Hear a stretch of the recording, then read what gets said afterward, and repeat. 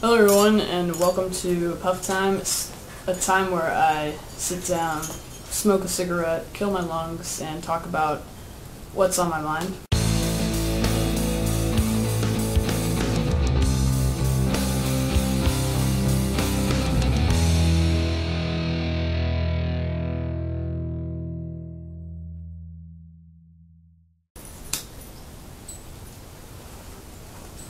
As everyone knows, we've been talking about anger, and we've been doing an ongoing discussion about that.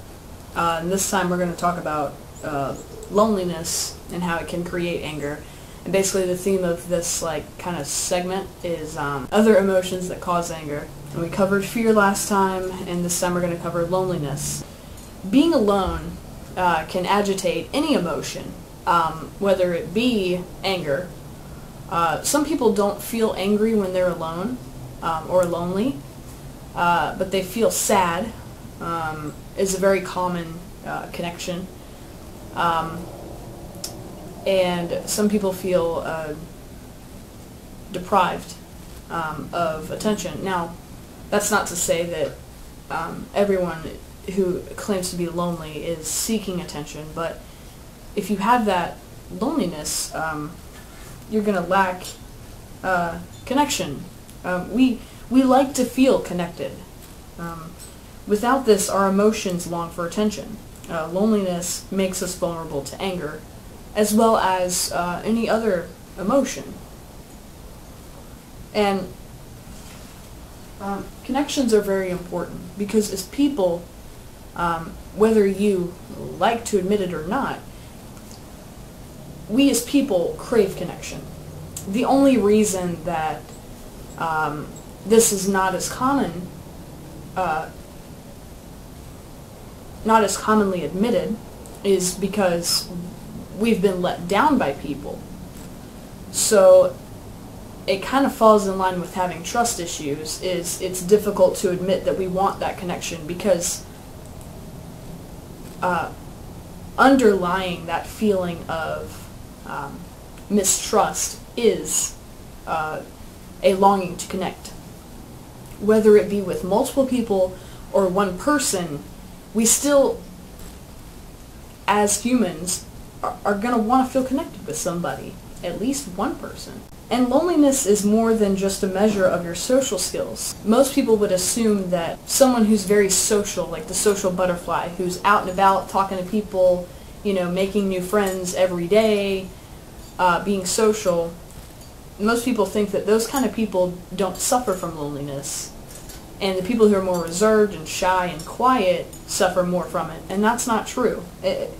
It's not just your social skills. It is the emotion of isolation. It's the empty feeling we get. Loneliness is the uncomfortable awareness that gaps exist in our relationships. Whether it be you feel like you and your boyfriend or girlfriend don't connect as well as you used to, or if you're married, whether you don't feel that you connect with your husband or wife. And even with best friends, this happens a lot. You've been friends for a while, and you start to feel like you're losing connection with them because they've got other friends, you've got other friends, and there's a helicopter. I hate when this happens. We're going to start feeling distant from friends, family members, whoever.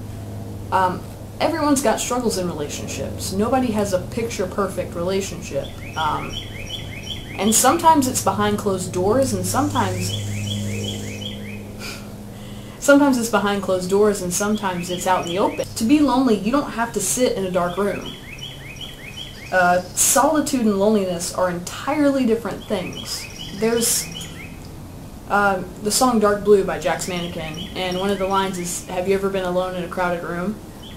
And it happens, feeling like a third wheel, being, that one friend who feels out of the loop, not connected.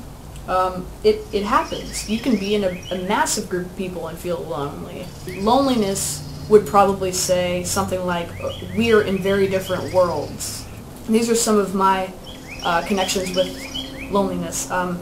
One, at times I feel I don't fit in. And I'm not saying always, but I've had my moments where I felt like I didn't fit in at all. In middle school, and especially in school for me, in middle school and high school, I felt that I didn't fit in. I was like part of the outcast group where I didn't feel like I fit in with any of my other peers.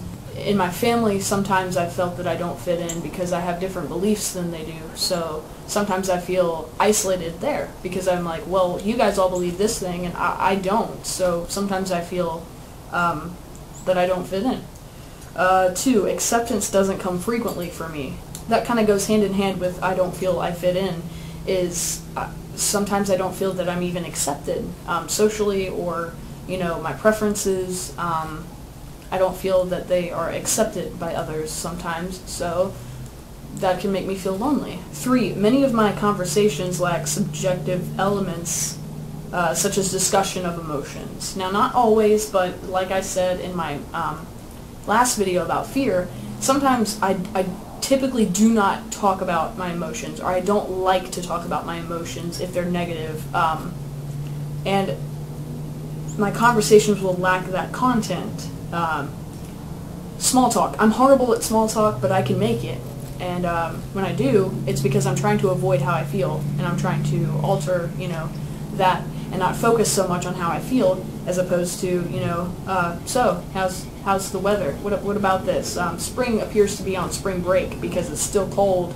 Even though it's the first day of spring, I'm still having to wear a jacket. 4, people who know me in public don't see how I privately struggle. And that goes back to the suppression part of me, where I suppress it, I pretend I'm okay, I put up the front. It also goes with passive aggression, to where they don't see it because I don't let them see. And sometimes I withdraw from people because then I don't feel as much pain. When I'm around people or when I talk to people, sometimes I feel like I have to be okay for them because I don't want to cause any more pain for them, or I don't want to show them my pain. So those are mine. I have a choice in how to respond to the pain, though. Accepting it will not eliminate the pain, but it will render it less powerful. So if you accept that you have pain, that doesn't mean the pain's just going to go, oh, you accept me? All right, bye.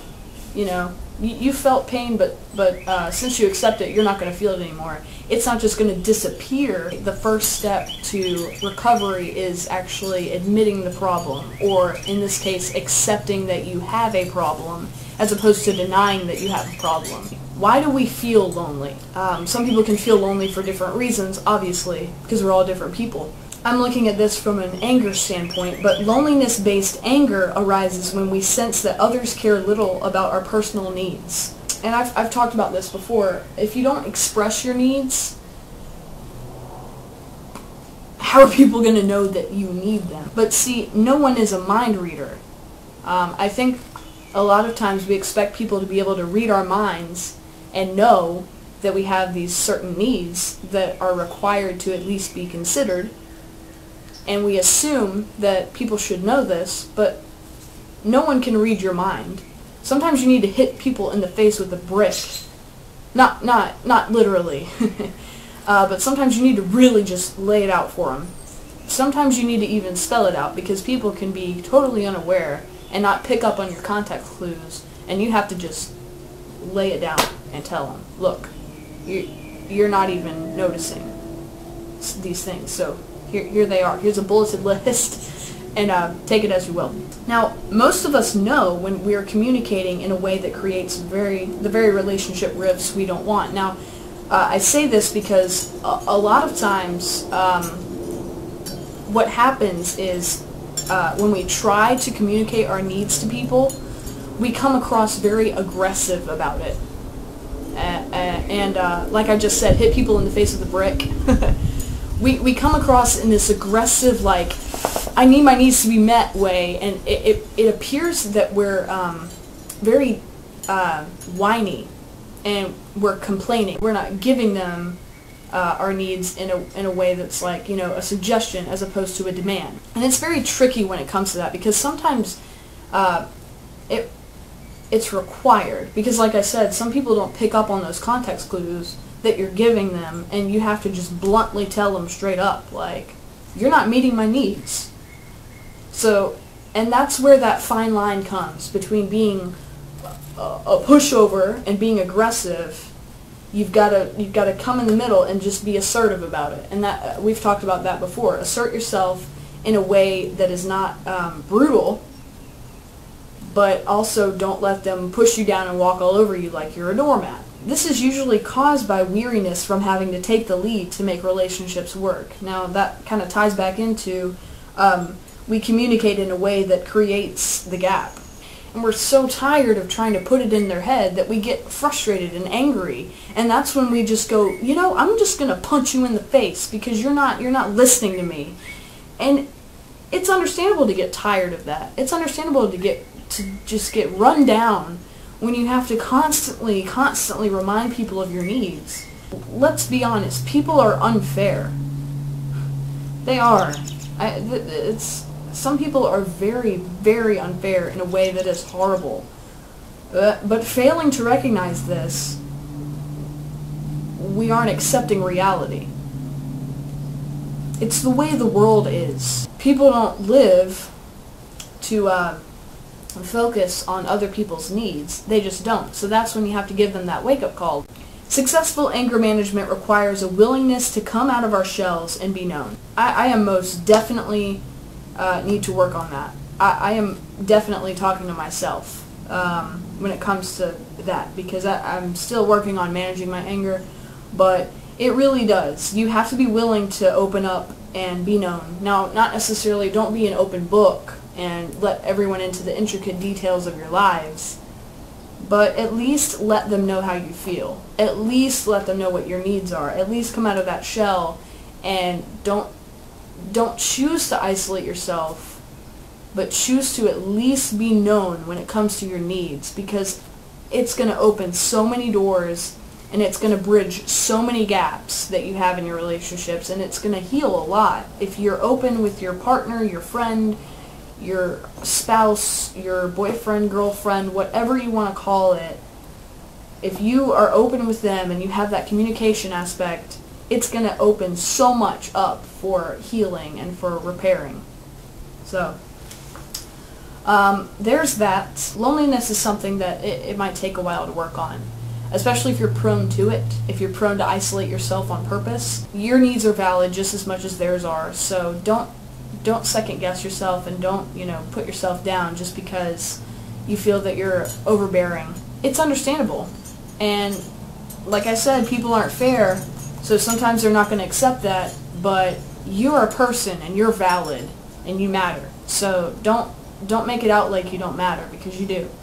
On my next Puff Time, I'm going to be covering anger reflects inferiority feelings.